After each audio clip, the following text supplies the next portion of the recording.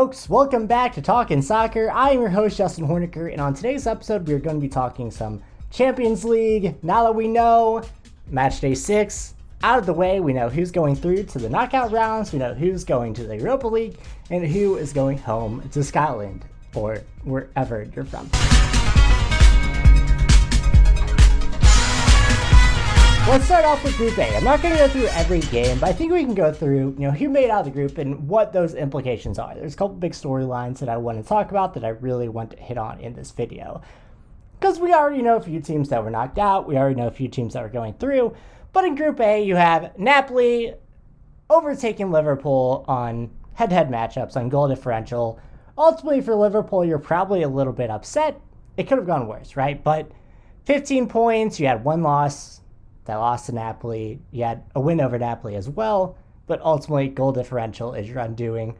You can't be too mad at that if you're Jurgen Klopp with how things have gone in the Premier League, with how things have gone in the league schedule for Liverpool. I don't think they can be too upset with the second place finish, especially a second place finish that was so close to winning the group stage. And especially with the group they're in, Napoli is a bit of a surprise with how good they have been this year. Not that they are a bad team. Not that they were a bad team last year, but I don't think anyone expected them, even the biggest Serie A proponents. I don't think anyone expected Napoli to look this fluid through this point of the season. Now, that can obviously change by the time we get to the knockout rounds, but for now, Napoli run away with Group A on goal differential over Liverpool, which of course leads Ajax down to the Europa League, which I think is probably a good spot for Ajax, having to completely rebuild their squad this year from the ground up, essentially.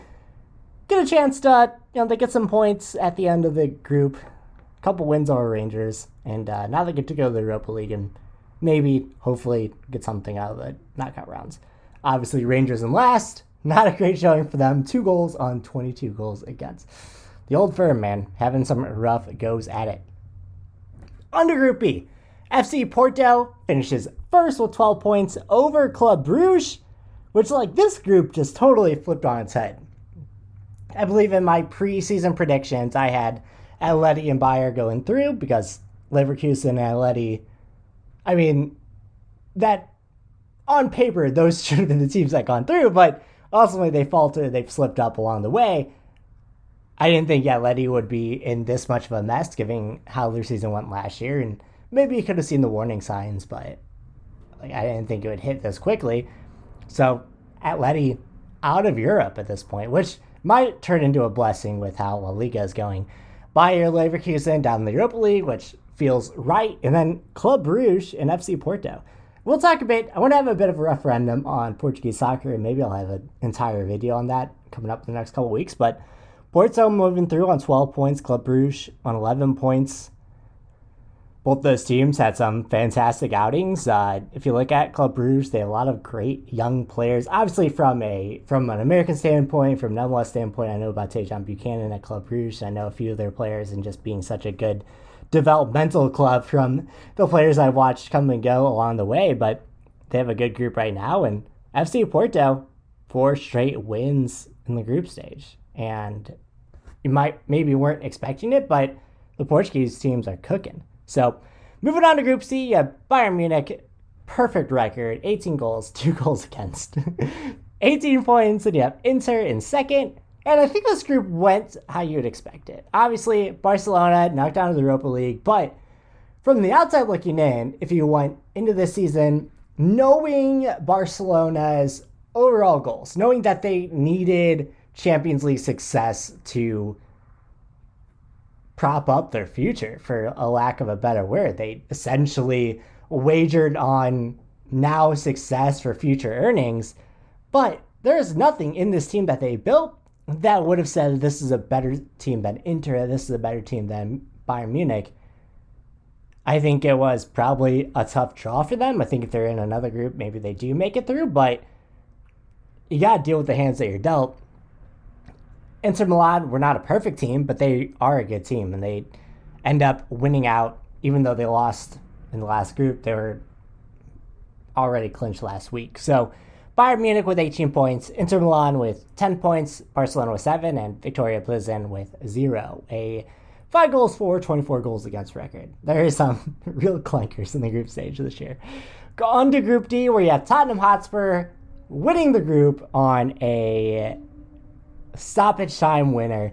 This is one of those things where Tottenham were out of it for multiple periods throughout this group stage, throughout this final match day, really. And it just screams that Tottenham are going to go to the final. Like, I know none of us want that. You don't want an Antonio Conte team in the final. You don't want this Antonio Conte team in the final, because it's just going to end up with, like, Harry Kane falling forward, like, shouldering a ball into the net, and, like, Tottenham win 2-1 over Bayern Munich or something. But Tottenham, like, have this weird thing where they do score late in games, and that they are kind of clutch. That seems weird, but Tottenham are clutch. I'm going to say it. Tottenham are clutch. So they win this group 11 points stud. Eintracht Frankfurt's 10 to Sporting Lisbon's 7 to Marseille's 6. And this is interesting because Lisbon, throughout moments of this game, of course, where they go up in the 30th minute from a goal from Arthur, they kind of let out the gas a bit, and they were in first place in the group for a hot moment there. Let their foot off the gas, weren't able to really finish out this game, and Eintracht Frankfurt were able to come back and pull ahead 2-1. Now all of a sudden they're going from group stage to Europa League. I mean, this group was tight. Whoever won these games are going to go through, and same for Marseille, where Marseille were looking at it. They're up after the 45th minute before, they're going into the second half, and they're feeling confident. And then Tottenham come into the second half, are able to just take over after that goal from Lenglet. And honestly, like, after the second half, they came out from halftime looking like the better team. They did not look like that in the first half. You can look at the stats. Ultimately, Marseille has 64% of possession to Tottenham's 34%. And half by half, you can tell, like, the first half, Marseille definitely had the most of Tottenham. They had 0.59 expected goals in the first half to Tottenham's 0.05. Tottenham, 0.05 expected goals in the first half of this game. They did not look like a team that was going to move on to the knockout rounds. But ultimately, they're able to see the game through. That's what happens when you have Harry Kane. That's another thing I noticed watching this game is Harry Kane, especially in the second half. Like, I think he has moments where he can turn it on and turn it off, but when he's playing at his best, he's more of a complete forward than we give credit to him for. His hold-up play, he was able to kind of cause that free kick from that ended up being the Højbjerg goal in the 90th minute. Like, he caused that free kick and was a menace in the box that allowed Højbjerg to get open. And, like, you could see it throughout the game. He was coming back to receive the ball and just hold up play. His hold-up play was phenomenal in this game. All right, let's move on before I get too into the weeds with Harry Kane talk. We know we don't want that on this channel.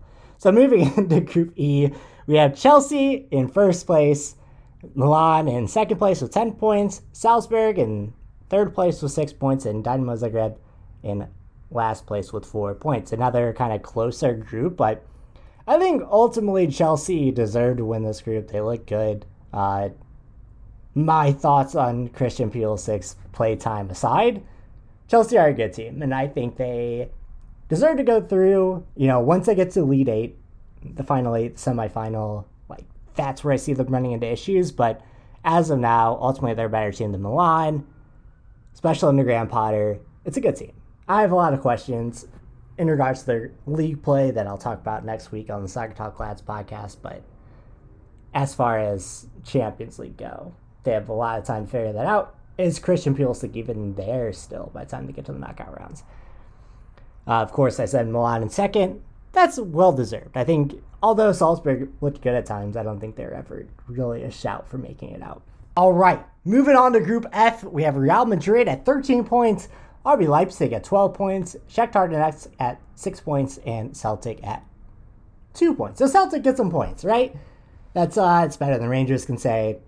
Make Scotland proud, right? I think it's rough the way that Celtic and Rangers looked. I'm a low-key Scottish football fan and a little bit sad to see Celtic and Rangers go down like this. But the fact that both of them made to the group stage and the fact that Celtic got points, I think that's a step in the right direction for the old firm. But looking at the games, Leipzig finish off the group stage with 4 straight wins. Real Madrid, they looked so good. They were as dominant as I've seen today in this performance against Celtic. It was just waves of attack. And you see that in like the Luka Modric pen in the beginning. It comes off of Real Madrid had 3 bites of the cherry in this goal.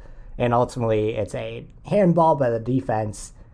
And at that point you saw that, Celtic didn't really have like any answers at all.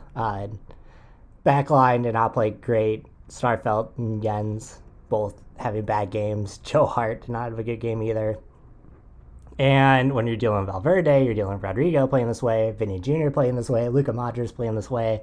All of Real Madrid's big players are operating on all cylinders. And for Celtic, there's not much you can do with that. Maybe if they're playing PSG, or if they're playing PSG is a bad example. Maybe if they're playing Man City, that doesn't happen. Maybe if they're playing Bayern Munich, that doesn't happen. But today, you're operating at the highest level for Real Madrid. Like, it's Real Madrid, it's Bayern, and then it's kind of like everyone else filtering down. All right, moving on to Group G. Man City, 14 points, leading the way. Dortmund, 9 points right behind them. This group was pretty much all set in stone before we got to this point. City looked dominant over Sevilla. And, City haven't convinced me this year. They're still a good team, but they haven't been the City that we expect them to. Obviously, in Premier League play, Erling Haaland erases a lot of that because he's just scoring at an insane rate. And in Champions League play, De Bruyne erases all of that. You could see a lot, especially in the first Man City goal, where De Bruyne just sends this over-the-top ball that completely unlocks the offense, that completely throws Sevilla's defense into shambles. There's just nothing they can do about it. But, when your team play isn't amazing, you can still have those individual moments of brilliance. That's what sets the good teams apart from the great teams. And Man City is a great team. So that's how we have it. We'll see how that shapes up in the knockout stage. And I think Dortmund could surprise people as well. They're kind of going to be rounding into form as Gio Reyna gets more playing time, as comes back from injury, as players gel together a little bit more as they figure out that offense. I think Gio Reyna getting healthy, Jude Bellingham is fantastic for them. There's a lot. Mukoko getting more playing time, getting more familiarity. That's a team that could be dangerous that people are underestimating. All right, on to the final group of day. Benfica, 14 points. PSG, 14 points. Juventus, 3 points. Maccabi Haifa, 3 points. That's good. That's good shit. Benfica, I'm very impressed with Benfica. I actually low-key like how this team plays. Beating Maccabi Haifa 6-1 today. PSG beating Juventus 2-1. Let's talk about that PSG game first before we move on to Benfica. PSG needed a win over Juve. They're up 1-0. Juve came back, made it 1-1. PSG get the win in the end. Juve is just a disaster right now. PSG, if you watch that first Mbappe goal, he just kind of dribbles through 6 Juventus defenders. Juventus defender has a full hand of jersey, and Mbappe still gets through and puts the ball in the net. That's what you're dealing with. You're dealing with PSG. They have Messi, Neymar, and Mbappe operating on all cylinders right now, and they still can't get a group win. That's the kind of devil magic that PSG is working against. But Benfica saw the group through, and a little bit of late magic too, because they were up 4-1 in the 73rd minute. PSG go up as well. I'm not sure if they were capable of knowing that in the time. I'm sure it was passed down, but I'm not sure how much you can know about that on the field. And then Araujo scores in the 88th minute and Mario scores in the 90th minute. Stoppage time goal, giving you a 6-1 lead, and that 6th goal is what puts you ahead on goal differential to put you top of the league. That's insane. That's crazy. So that sees them top of Group H over PSG. And ultimately that's important because PSG moved down, so they're going to be the 2nd seed out of that group. So depending on how things go. They could play Manchester City, they could play Real Madrid, they could play Chelsea, Tottenham, Bayern Munich.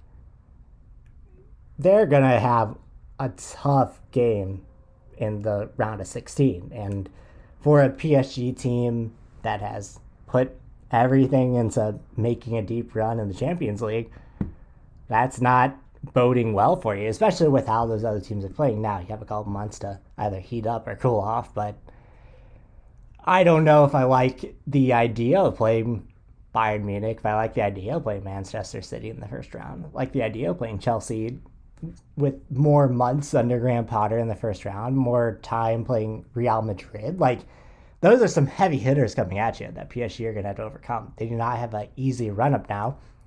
And, of course, we have to talk about the Portuguese teams. Benfica making it through, winning their group. Porto making it through, winning their group. It's Sporting coming in third.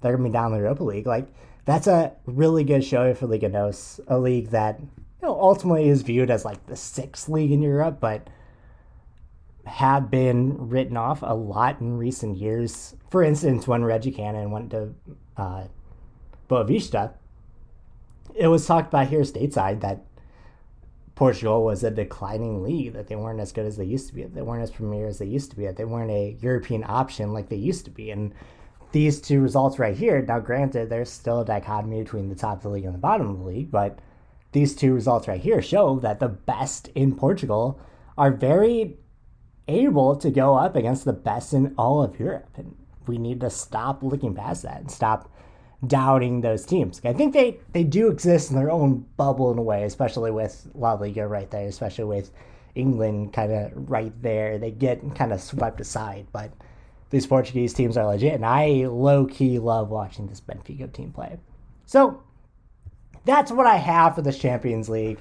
We'll check back in as far as Champions League goes in the new year, especially as we get closer to the draw. But we know the teams that are going through. They're pretty good teams. Let's read those off again. We have Napoli, Liverpool, FC Porto, Club Brugge. Club Brugge is interesting. I'm interested to see what happens there. Bayern Munich, Inter Milan, Tottenham, Eintracht Frankfurt, Chelsea, Milan, AC Milan, Real Madrid, RB Leipzig, Manchester City, Dortmund, Benfica, and PSG. So, let me know down in the comments who you think has the best route making it to the final. Who you think is going to win this Champions League, and why it's going to be Tottenham with a 90th minute Harry Kane winner. Would love to know your feelings. So, as always, if you like this video, if you learned something about the Champions League today, give me a thumbs up, subscribe if you want to see more content from me. Not enough of you subscribe, so please do. As always, we'll talk soon.